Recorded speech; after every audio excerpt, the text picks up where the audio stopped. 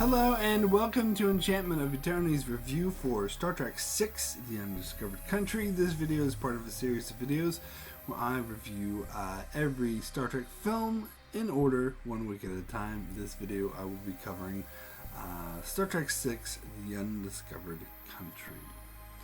So, for those of you who've watched my review for Star Trek V, which, everyone knows is a horrible film, I talked about how that was a bad time for Star Trek because Star Trek V bombed horribly, and then Star Trek The Next Generation had its first 2 seasons which were not received very well because, let's be honest here, they were not very good. So, Star Trek franchise was not doing so well. However, just a few short years later, that totally changed.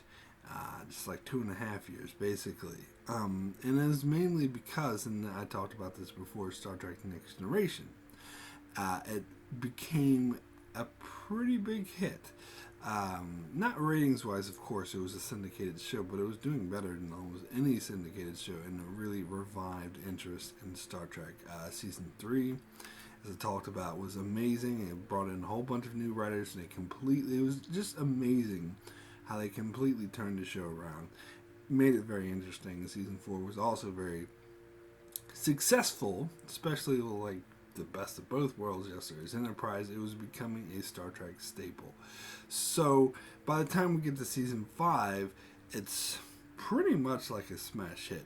Now, so I remember this time because this is around the time I first became a Star Trek fan. It was actually about a month before Undiscovered Country came out. I watched all 5 movies in order, and I started watching reruns of the original series and Next Generation.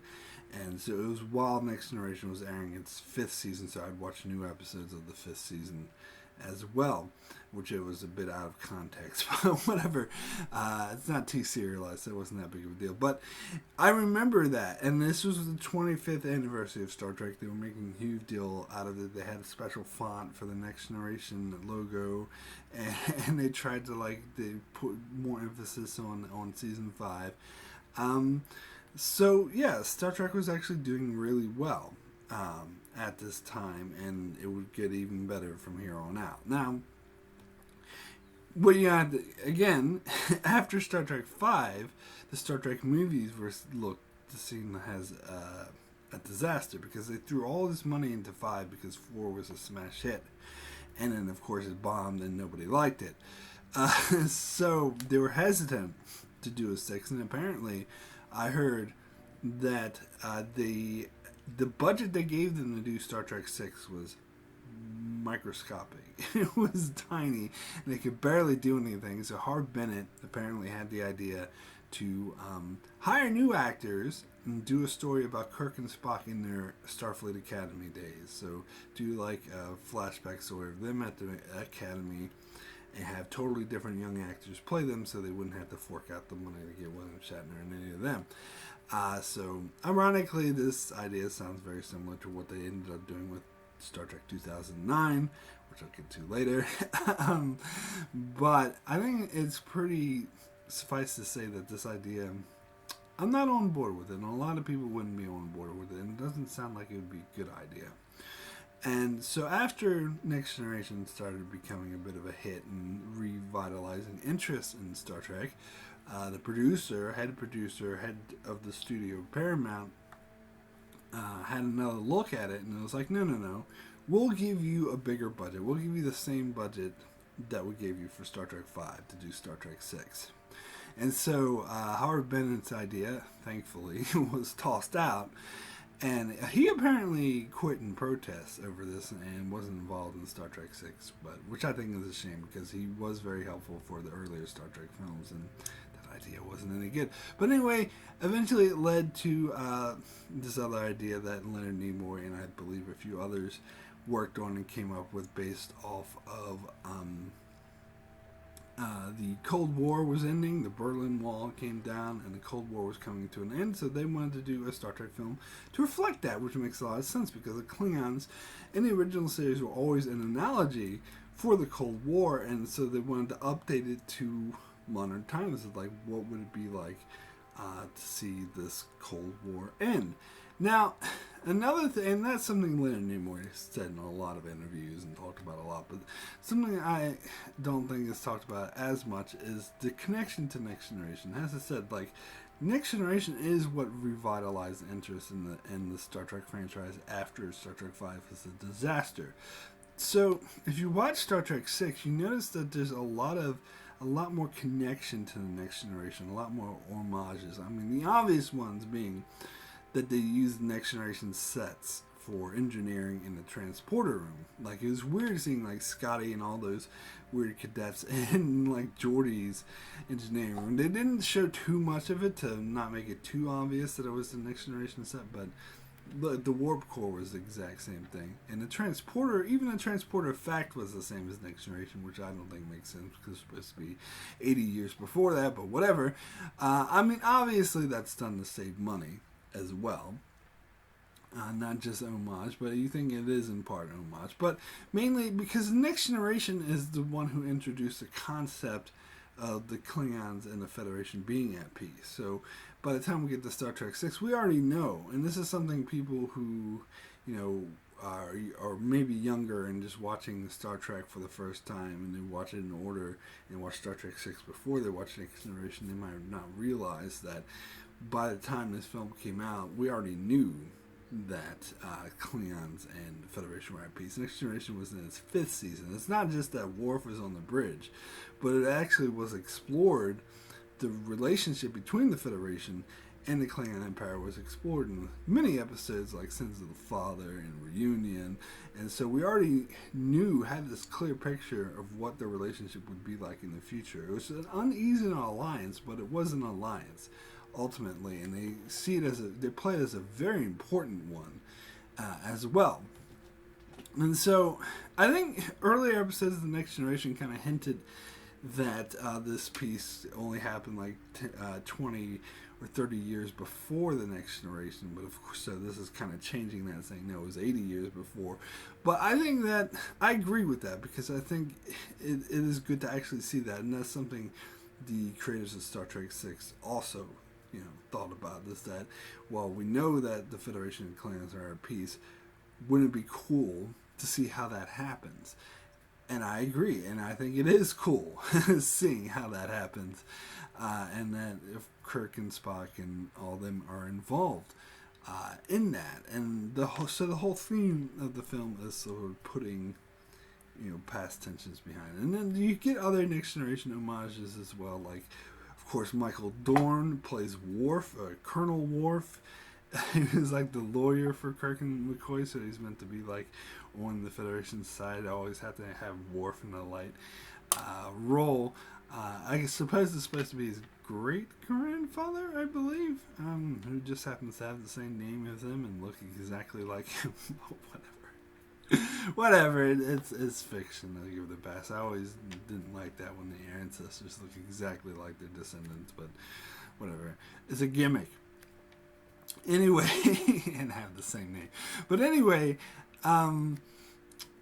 yeah, and so having him in there, obviously they were trying to draw in Next Generation audiences, and at the same time maybe connect original series moviegoers to, hey, Next Generation, sort of tied in together the most. And of course, at the end of the film, you get this thing, because this is the last movie with the original series cast, you get a little speech, Captain's log from Kirk when he's saying, oh, the Enterprise is now going to be entrusted to a new crew. Now, in the universe, that's like the new crew is coming on board the Enterprise A to take over, or possibly, Enterprise A is going to be decommissioned and have the Enterprise B or whatever. But out of the universe, he's talking about Next Generation, and basically how the Next Generation is taking over the Star Trek franchise. It's like, okay, we're stepping aside so that Next Generation can now lead the Star Trek franchise into the future. Which is basically what he's saying, which, I think it was pretty cool, actually. So yeah, so Star Trek 6 itself ended up being pretty successful. A lot of people look on it as one of the best Star Trek movies. In fact, I've heard a few opinions who would put it up there as the best Star Trek film. I myself don't hold it in quite as high regard. I do agree that it is one of the better Star Trek films, but for sure. But I personally would put the Genesis trilogy above this one. Now, some people, I talked about the Genesis trilogy before, about how Star Trek, The Wrath of Khan, Search for Spock, and Voyage Home form a trilogy, and I've heard some people try to lump this film in that trilogy as well, and I disagree with that. It has more of a connection to those films than Star Trek V and the motion picture, especially the motion picture, which is totally its own thing. Star Trek V tried to take off where 4 left off, and it failed miserably because that movie sucks, so we'd like to think that it doesn't exist. So Star Trek VI tried to connect more with the previous films, particularly with the storyline of Kirk's son, the death of his son, which I think was handled very well, and also developing more of the character arcs for Kirk and Spock. But ultimately, I do see it as connected to those films, but not as a part of that trilogy. I still think those 3 films form that trilogy, and 6 is kind of outside of it in its own thing. And 1 and 5 sucks; it should be disregarded. But 6 is the only good film of the original 6 that is outside of that trilogy. But I see it as outside in its own thing. So here's the thing about Star Trek 6, and that's kind of always sort of held it back to me. And this might sound a bit ironic to some of you, because Deep Space Nine is my favorite Star Trek show. I made no secret about that, and I'm okay with Discovery. I don't think it's great. I think it has a lot of potential, but I'm not one of these people like back here, this isn't Star Trek. I think it's very clearly is Star Trek. So what I'm about to say might sound a bit ironic then, but I think this film was too dark. Had too dark of a tone. For the original series movies, because it still has William Shatner, McCoy, and it's like Star Trek 6 out of these 5, and all the 5 before it did not have this tone. It did not have this really dark tone. It was just a tad bit too much to me, so that's one thing that kind of holds it back for me a little bit. And the thing is, it's like the music. I think the music in this film is objectively very good. Like, I listen to the soundtrack, I'm like, wow, this is an amazing soundtrack. But I don't think it quite fits this film. I think it would be more suited to like a horror suspense or something with a lot more sort of darker suspense. Sometimes I feel like this dark tone of dun, dun, dun, dun, is in contrast to seeing, I hate to say it, but seeing like old people like William Shatner and McCoy being like, rah, rah, rah. And I think I'm sorry, this might sound ageist of me, but I think the cast was a bit too old for the kind of theme that Nicholas Meyer was going to, and they should have done something a bit more age appropriate. And he was going for something a lot more sort of intense and dark and stuff, and sometimes I think it's just in contrast. Like, there's a deleted scene where Scotty says, "Oh, bitch, that Klingon bitch," and I'm like, what? No, that's much worse than having Tilly say fuck on Discovery, which I think people need to get over that. There's nothing wrong with it. It was totally within her character, but having Scotty say bitch is out of his character. No,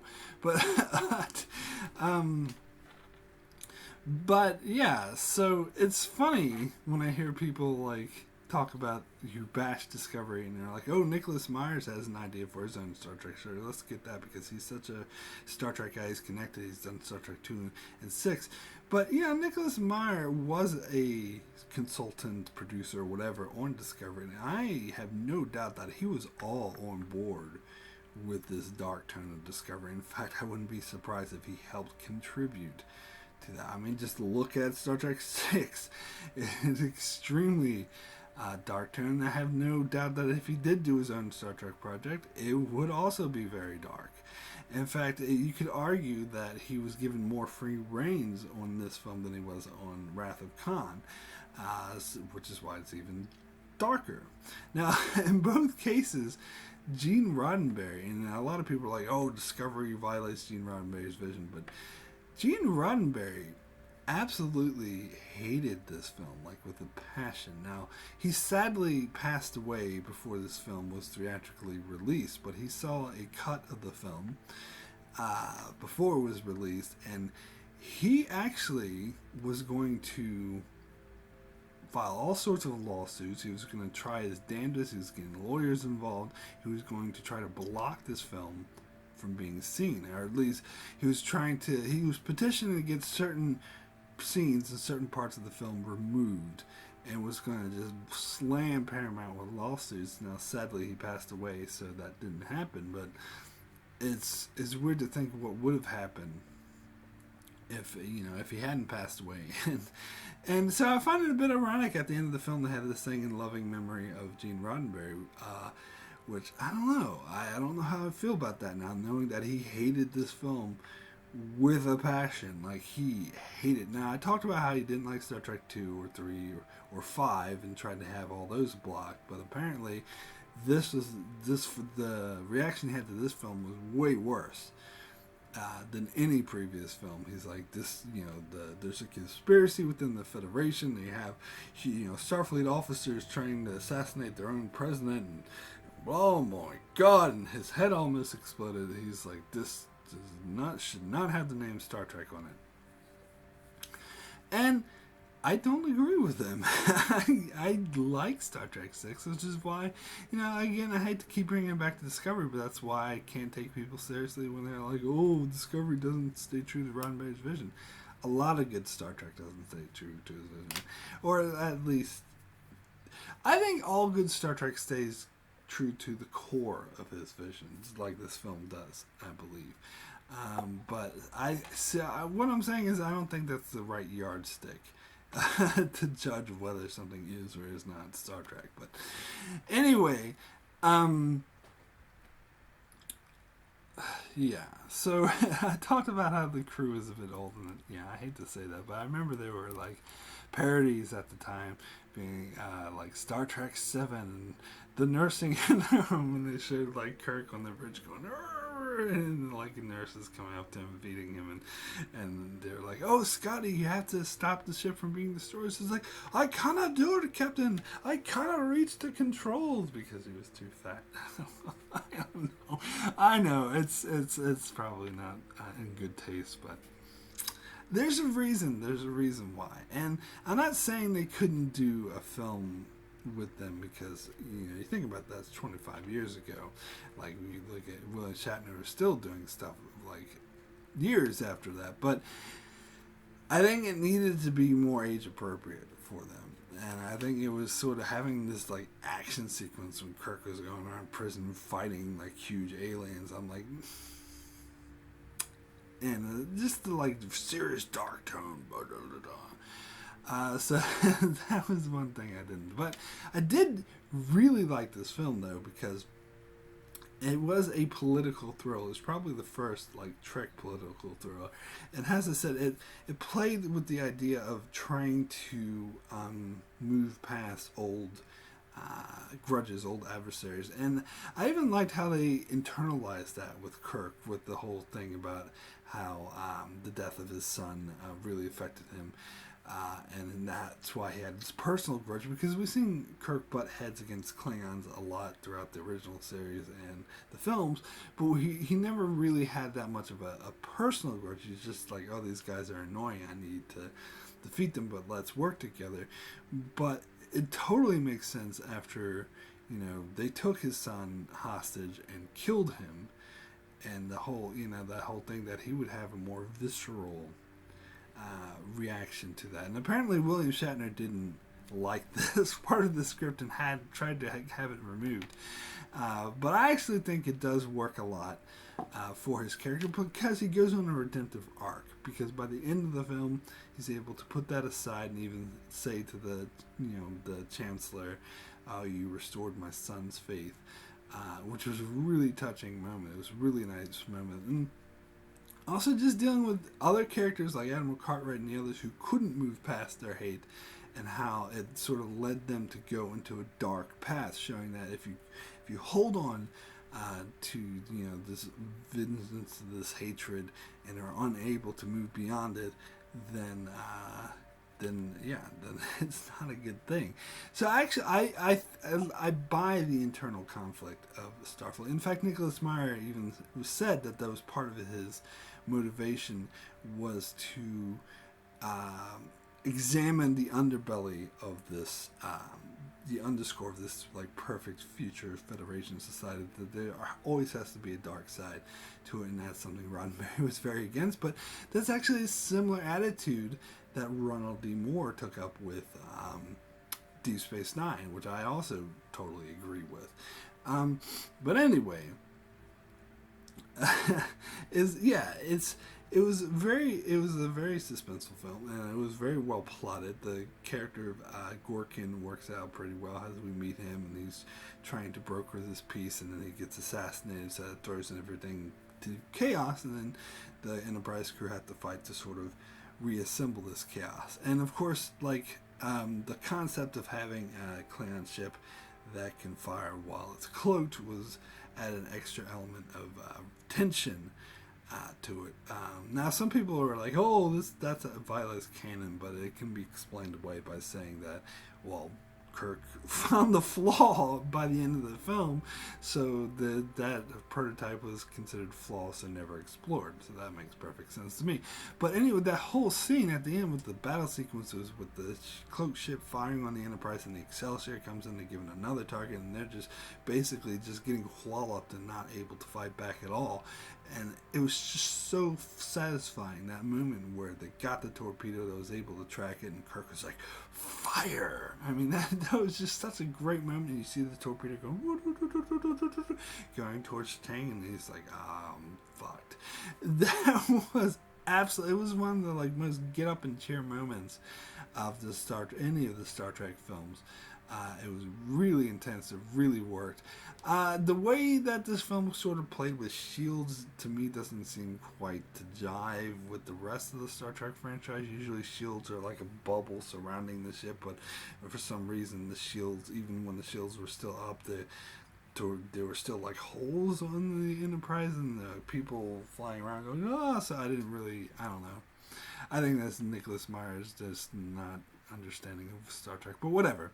It's still a great scene. It still really works. I still love the action sequences. It's really intense how they try to kill the president, and they show up the last moment to stop this conspiracy. So there's a lot that I absolutely love about this film. And one of the other things I like is they promoted Sulu to captain, which was great. I think, it's interesting because you hear interviews with George Takei, and he's like, oh, it's about time that they promoted Sulu to captain. Ooh, my. But it's interesting that he says that, because he actually, by doing that, he appears less in the film. Like, Walter Koenig got higher billing than he did, and appeared more in the film because of that. But and he's like, oh, I don't care, I'm the captain. I still think it adds a nice dynamic, because you have this, when they need to find out where the conference is, Kirk has someone who can go to and be like, where's the conference, can you help me out? And you totally buy that Sulu would do this, because you know the kind of relationship, you know all the shit that Sulu and Kirk had been together, so you can buy that he'd be willing to risk his career to stick his neck out for him. And I think that really worked. And of course, it makes a lot of sense that all these characters who've just been, they're like older now and going the career, why is he still a lieutenant pushing buttons on the navigator? Give him his own ship. So that makes complete sense. In fact, this is something that's kind of touched on in the novels. It makes me think this idea of making Sulu the captain of the Excelsior had been around for a while, because when I read the novelization of Star Trek IV, which came out when that film came out, which was of course like 5 years before this film came out, they even said that Sulu turned down a captainship of the Excelsior in order to go off on this, mutiny or whatever they did in Star Trek III. Which is pretty interesting. But again, that's just a novel, so it's not canon, but it shows that that idea has been around of Sulu being captain of the Excelsior. And I would have liked to have seen more, like George Takei was talking about how he wished there was a show about the Adventures of Captain Sulu. I want to see that show. I would have wanted to see more of what his captainship was like, and stuff like that. And there's a few novels out about that which weren't that great. But in that Star Trek Voyager episode where Sulu appears, kind of stupid, because I wanted to see him go off in his own adventures, but instead they just rehashed Star Trek 6 and show, oh, this is what Sulu was up to when Kirk and the others were doing in prison. I'm like, that's stupid. I always hate it when shows do that. This is what the other guy were doing when they were doing. Just give him a new adventure. But anyway, digressing. Let's talk now. Let me get more into some of the reasons why I don't think this film is a masterpiece or as great as some of the other Star Trek films. Other than the dark turn, is that it dips in the middle. Even when rewatching it, I was like, I'm really enthralled at the beginning part. At the end part, I'm very engaged. I'm like, it's so suspenseful. You know, the whole thing's with the ships and everything is just like, really good stuff. But in the middle, that's when I go out and make myself a coffee or something. It's just like, and I'm mainly talking about like the prison thing. Like the courtroom shit is really cool. I mean, that helps explore Klingon culture, and it's really interesting. But after that, when they just go to the Royal Penthe and Kirk is like fighting the big guys, and they have this supermodel playing this shapeshifter or whatever, is all that is just like I could do without, really. I think it drags the movie and gives it a slow pace. And even what, at the same time, the Enterprise crew are dealing with trying to find the gravity boots, and Chekhov is like, oh, Russian epic Cinderella, and throws the boot down at Lieutenant Dax. Won't get into that. But he has, apparently he's an alien who has these funny shaped feet, so it's like, oh, Chekhov, you moron. That's kind of like, I don't know, shouldn't they be familiar with aliens who are actually serving on the Enterprise? But whatever. Anyway, all that stuff was boring, basically. I'm sorry to say. I lost a lot of interest in it, and it kind of dips in interest, and it gets back again when Kirk comes back aboard the Enterprise, and the story picks up again.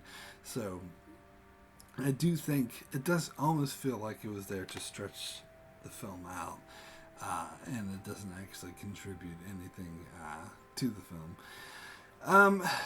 Yeah, so let me get into this Lieutenant Valaris, because this is a character I never cared about, and I always thought, well, they're just doing Saavik again. And I remember thinking that, it's like, we have already seen this before with Saavik. Oh, here's another, apprentice character for Spock, and we don't even meet her that much. She just all of a sudden appears, and it was so obvious that she was going to be the one who's traded. It was like 100 when it was revealed. I'm like, oh my god, I am shocked. I mean, come on. She was like, it was mainly because like you have the original cast, and she's in that cast with Chekhov and the Horror and Scotty and all of them, and you know that one of them is going to be a traitor, and you know it's not going to be any of the original cast. It's not going to be a Horror, Scotty, or Spock, although I think it would have been way more and innovative if it was, but it's so obvious it's going to be this other character who we just met and don't care about. So I was just like, I thought that was very poorly handled. Now, I found out, and this makes a hell of a lot of sense, that the original script, it was Saavik. And I think it would have been so much better if it was Saavik. Now, granted, Saavik is the least well-known of these original cast, so she probably still would have been the most obvious choice for being the traitor, but it would have been more impactful because it's a character we're familiar with, we've known, we've seen, she's been through tough times with Kirk and Spock, we're familiar with her, we know that she has this relationship with Spock, and they've even had sex or whatever, and it would have just been so much more impactful if it was someone that we know and trust that was the traitor that actually betrayed them. The fact that it was just this new character we don't care about, who cares? But apparently, like, the reason why it wasn't Saavik is because Nicholas Meyer, when he preparing to do this film, he went back and watched Star Trek 3 and 4, and he did not like the actress who played Saavik in Star Trek 3. I believe her name was Robin Sachs. I want to say. I'm not sure. Don't quote me on that. But anyway, and if you see my review of Star Trek 3, you know that I agree with him. that she wasn't that particularly good of an actress. And although I will say, I did say that she appeared in Next Generation in the late 90s, or actually mid-90s, sorry, so not too long after this, and she was a decent actress. She did a good job, so I think she had improved, so I think Nicholas Meyer maybe should have given her a chance. So Nicholas Meyer wanted to get Kirstie Alley, because she's like, well, I don't want this other person in Star Trek 3 because she's not very good, so let's get Kirstie Alley again. But apparently they never even went to offer Kirstie Alley the part, because as soon as they went to the studios were like, no. Because, or the producers said no, because she would cost too much money. Because she was actually quite well known at this time. She was doing films like Look Who's Talking, and she was like really big on Cheers. So they just made the decision beforehand that if we hired her to play the small role, the supporting role, it would take up a huge chunk of our budget. So it's not really worth it, because we'd rather spend that money on special effects and other things. So even though the budget was a lot bigger than it was originally going to be, it's still, not unlimited. It's still not mega. So because when Myers found that out, that okay, we can't afford Kirstie Alley, then he just said, "Oh, I'll just create a new character who's just like Saavik." And there you go. We'll hire. They had Kim Cattrall, who's actually a very decent actress, so I don't fault her at all. Who apparently she had auditioned for Saavik originally, so they went back and said, "Oh, this other person auditioned for Saavik, so let's have her come in and play Saavik." And I think that was a horrible decision. Not the actress, as I said, she was fine, but having a new character be just like Saavik, because that's how it came off. And not knowing any of this stuff intellectual, it was just like, well, this is just a ripoff of Saavik, and they're just repeating the same things. Plus, I just met this character. I don't give a shit about her, and it's so fucking obvious she's going to be the traitor. So I think that was a huge mistake, that Nicholas Meyer should have just bit his pride, either, said, fuck it, let's put in the money to get Kirstie Alley, or say, okay, fine, let's get this other actress. She's not the best, but we can work with her, and we'll work with this and do something better. Or the third option would be hire Kim Cattrall, but say that she's Saavik, and I actually think that would be the least appealing of the three options, because honestly, like, they already recast her before, and to do it like a second time to have three different actresses. I suppose they did with the Mountain on Game of Thrones, but still, I think that would have been a bit too much. But and also you want the special effects with the budget, so maybe having Kirstie Alley wouldn't have been the best idea. But so I think they should have just got what's her face from Star Trek 3, and if Nicholas Meyer is a good director, he should be able to work with her.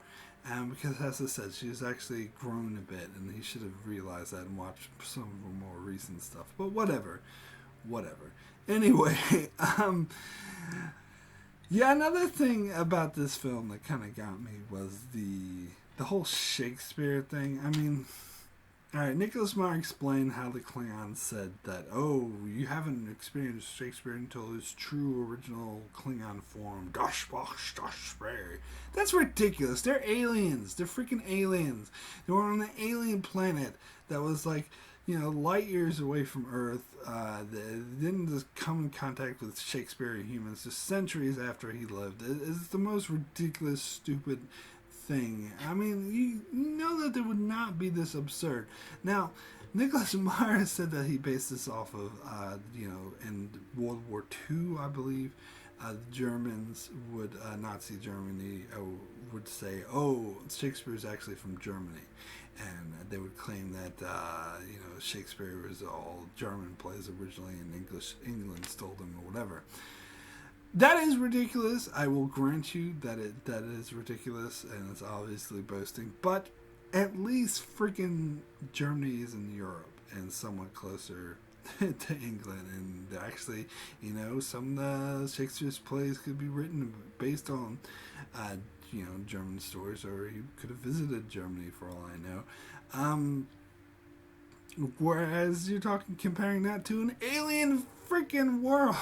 It's just so stupid. And it's just a way so they could have General Chang quoting Shakespeare while they're, oh, cry havoc, and quoting while he's like destroying the ship, which I did like that touch, but they could have done that without. They could have had a line about, oh, the Klingons, one thing we do appreciate about you humans is a Shakespeare fellow, and he could connect to Kirk on that level rather than claiming it's Klingon, which is the most absurd claim you could ever fucking make. But anyway, I just don't buy it. It makes him come off as cartoonish. I just don't buy it at all. But anyway,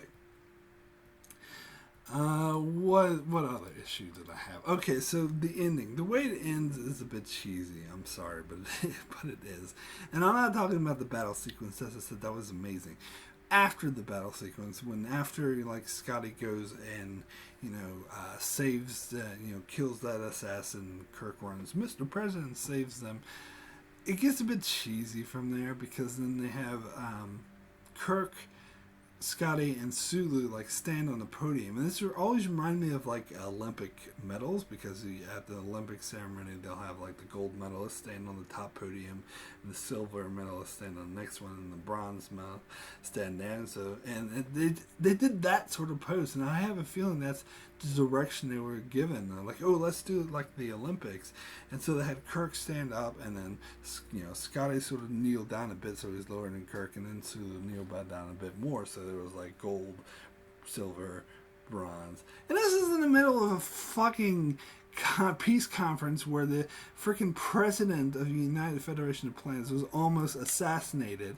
And there's all these diplomats there, and they were in the middle of brokering like a historic peace treaty, and yet after this like gunmen run around and try to kill people, they take the time out to have this Olympic thing and cheer and sit there and clap. That is just so stupid. That is so cheesy. It's so dumb. I didn't buy it. And then when they get back on the Enterprise and they get a call from return to base to be decommissioned.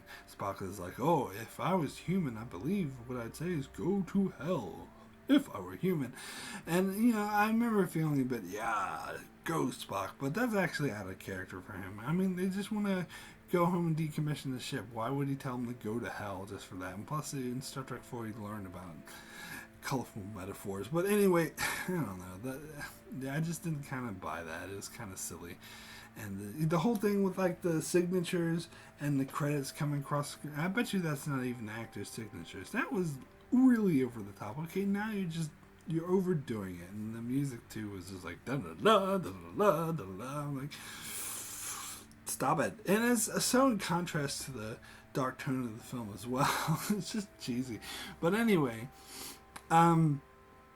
there's also some deleted scenes. And I talked about the Scotty one already, so let me get into the other one that involves Rene Aubergenois, if I pronounce that correctly. The guy who plays Odo. I knew him as the dude from Benson. I don't know if you remember this, a sitcom in the 80s.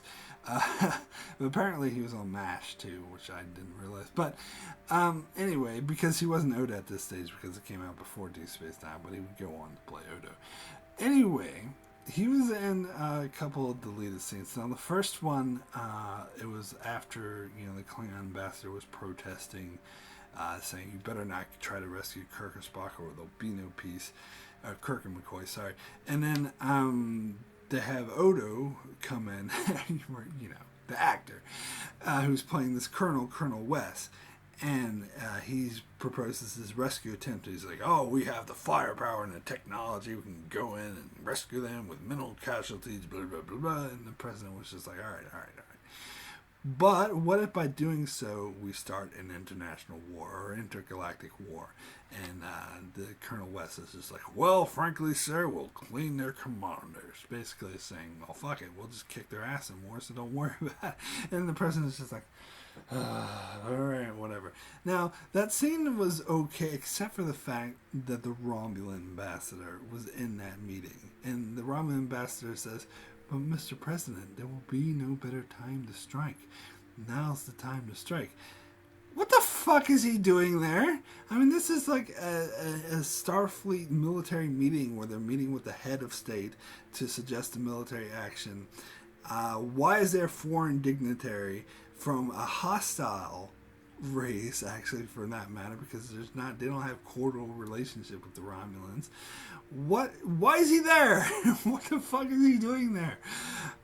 Story-wise, it was there to sort of push forward the fact that he's, a part of this conspiracy and he wants the collaboration, which I actually do think was a nice touch. And this also harpens back to the kind of dynamic established in Next Generation, where we know in the future where the Federation and the Klingons are at peace, the Romulans are trying to destroy that peace because they see it as a threat. So it makes total sense that the Romulans would try to stop that peace from happening in the first place, because it's the two superpowers united against them, so it outweighs it. So it makes a lot of sense that they wouldn't be okay with it. But why the fuck is he in a private military meeting with Starfleet heads and a freaking head president of the Federation? That was dumb. But what was worse, that was nothing compared to the other deleted scene, which is laughably bad. It is like The Room level outrageous. Okay, so Scotty goes and the other thing is about these deleted scenes is that they are in like every version of the film, so I'm pretty sure you've seen them.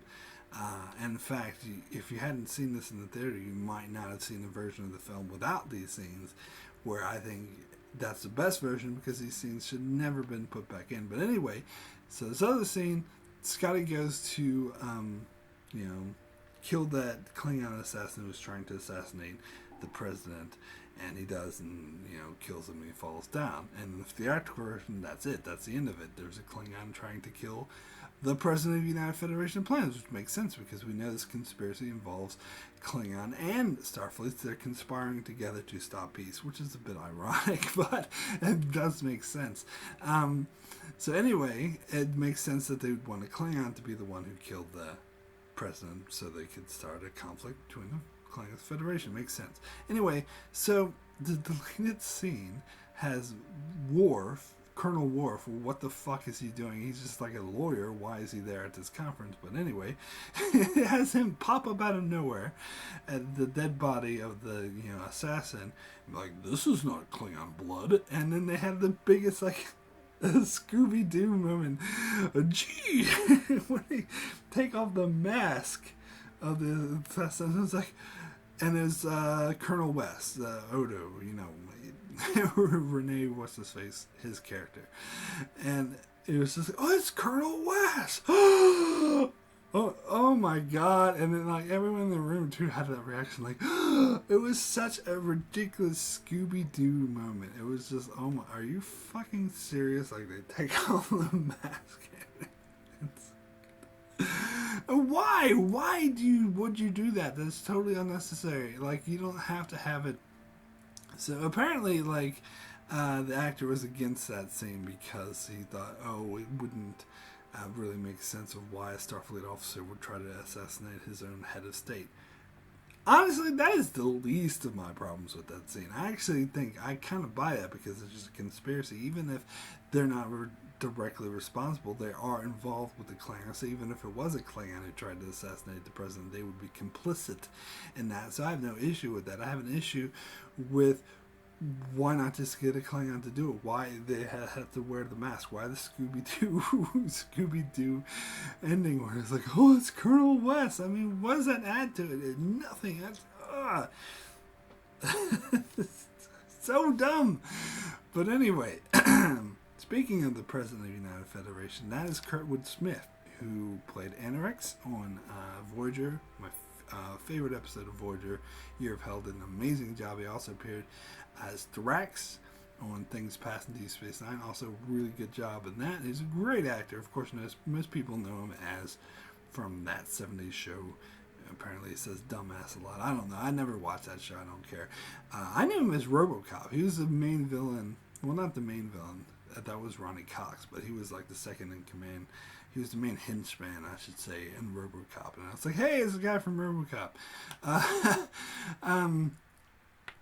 But anyway, he does a great job as the president, and he dressed it up all alien. And this also introduces the concept of a, president of the United Federation plants, which again is something probably Roddenberry was against, because he was adamant that we never see Earth in Star Trek, that we never see the Federation makeup or the central government getting to any of that stuff. So this is the first time we really start to do that, and of course he's not happy with that. But I think it fleshes out the world a lot more. It also makes the Federation more seem like the United States, which is something Roddenberry was not necessarily saying would be the case. But anyway, I gotta mention Christopher Plummer as General Chang. And in my video, when I said the top 5 villains in Star Trek movies, I put him in the top 5 because he's a great villain. I tried to think of some Kevin Spacey joke, but can't really think of it in the reverse way. But anyway, Christopher Plummer, this is actually the first time I heard of him. And I've seen him in the movies after this, but this is the first time so I didn't know who he was at first. But he's a really good actor, and apparently, he was hesitant to play Klingon because he didn't want to put all that makeup on, and that's why they sort of made him bald, and his ridges are not as pronounced, because that's the way they could get him to do the movie. It's like, all right, we'll minimize the makeup so you don't have to put too much of it on. Which I think is fine. I think it still works. That's how they can get the actor, then it's totally worth it, in my opinion. And also, having the eye patch, too, it's a good look for him. But what I really love about this character is that and I talked about this in my villain video, but is that he isn't out for revenge, because I think after Wrath of Khan became this classic, cult classic hit, they went back to that well too many times, and I had talked about pretty much every villain in the Star Trek movie from now on, from generations onward, is a ripoff of Khan. They're trying to be like Khan. Let's make him revenge. Let's make him Kirk. And it's they're just trying to do Khan over and over again.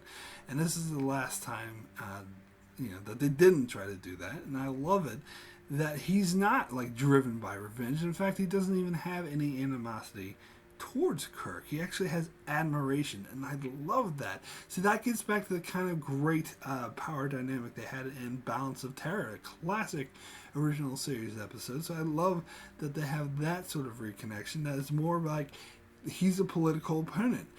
Chang has political motivations. He doesn't want this peace to happen, and Kirk is trying to make this peace happen. So they're on opposite sides. So he has to try to defeat Kirk and kill him, but not because he hates him, not because he's out for revenge, but just because his political motivations are different than his political motivations. But he still has admiration for Kirk on that level as a warrior. Even though the people that he's killed as a warrior are his own people, he still admires that he's a good warrior, and it shows the Klingon culture. And it makes so much sense for the Klingons to have a character like that who would admire an adversary on the other side, and hold nothing against them, but still be like, well, look, you're trying to stop me from doing what I need to do, so I'm going to kill you. But there's no hatred there, and there was more of a strategic, political, strategic battle sort of move where he has this advantage of the cloaked ship, and it's amazing. And you can also even picture in that moment right before Chang died, he's like, I was outsmarted by a decent adversary, so this is an honorable death.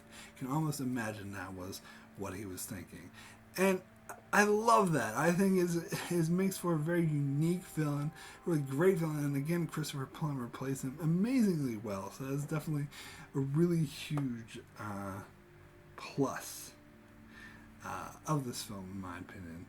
And I do think it's actually a fairly really good film.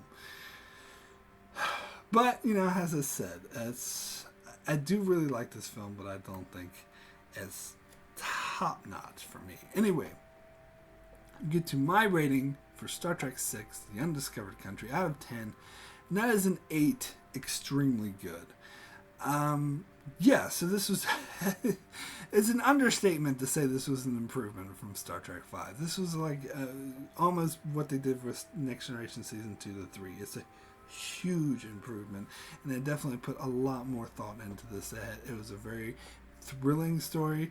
It was a great character story for Kirk. It had an amazingly well dynamic villain. It was really engaging, really intense, had some really great action moments in it, and some good character moments as well.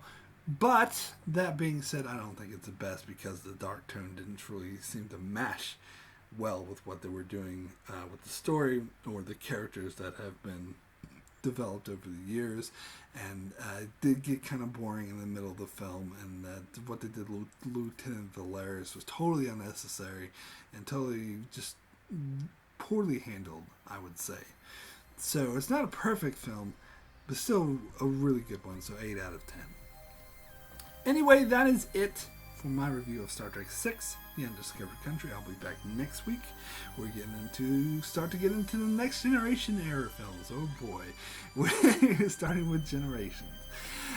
So be sure to check that out. Also be sure to check out my channel as I do many other videos and other shows like The Expanse, Game of Thrones, Babylon 5, and more. So be sure to subscribe so you can keep up with all of that. And thanks a lot for watching.